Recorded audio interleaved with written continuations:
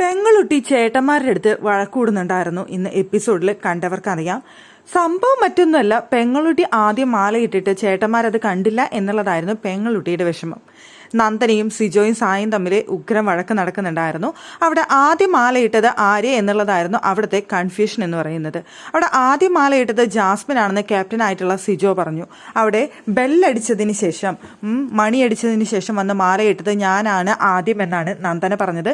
പക്ഷെ ആരും കണ്ടോരില്ല. അവിടെ ആകെ കണ്ടത് ഋഷി മാത്രമാണ്. ഋഷി പറഞ്ഞത് ഫസ്റ്റ് മാലയിട്ടത് ജാസ്മിൻ ആണ്, അതിനുശേഷമാണ് നന്ദന മാലയിട്ടത്, അതിനുശേഷം ജിൻഡോ, അതിനുശേഷം ഋഷി എന്നാണ് അവിടെ പറഞ്ഞത്. അപ്പോൾ പിന്നെ ക്യാപ്റ്റന് വേറെ കൃത്യമായിട്ട് അറിയാത്തതുകൊണ്ട് മാല കെടുക്കുന്ന ക്രമം അനുസരിച്ച് അവിടെ ജാസ്മിനാണ് ആദ്യം മാലയിട്ടത് എന്ന് അവിടെ പറയുകയായിരുന്നു സിജോ. സിജോയ്ക്ക് സപ്പോർട്ടായിട്ട് സായിയും അവിടെ നിന്നു. അതാണ് നന്ദനയുടെ വിഷമം.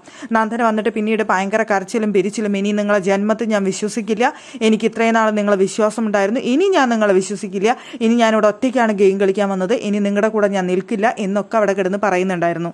ജിൻഡോ ചേട്ടൻ നിങ്ങളെക്കുറിച്ച് കാര്യങ്ങളൊക്കെ പറഞ്ഞു തന്നപ്പോഴും ഞാൻ വിശ്വസിച്ചില്ലായിരുന്നു, പക്ഷേ എനിക്കിപ്പോൾ വിശ്വാസമായി എന്ന് പറഞ്ഞുകൊണ്ടാണ് നന്ദന അവിടെ കിടന്ന് കരയുന്നുണ്ടായിരുന്നത്. അപ്പോൾ അത് കേട്ടപ്പോൾ സിജോയ്ക്കും സായിക്കും ദേഷ്യം വന്നു.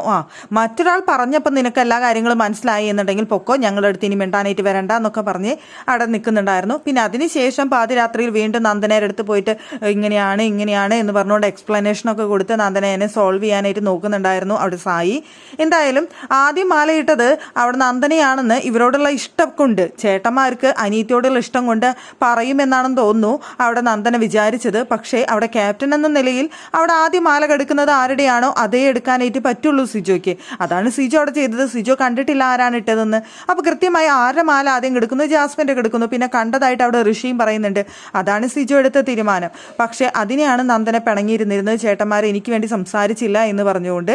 പിന്നീട് അത് സോൾവ് ആവുന്നത് നമുക്ക് എപ്പിസോഡിൽ കാണിക്കുന്നില്ല, ലൈവിൽ അത് വന്നിട്ടില്ല. ലൈവിൽ വന്നാലേ നമുക്കത് കറക്റ്റായിട്ട് അറിയാനായിട്ട് സാധിക്കുള്ളൂ. എന്നാലും സോൾവ് ആവും, ചേട്ടൻ്റെ അനീതിയല്ലേ, അപ്പോൾ പിന്നെ എന്തായാലും സോൾവ് ആവാതിരിക്കത്തില്ല.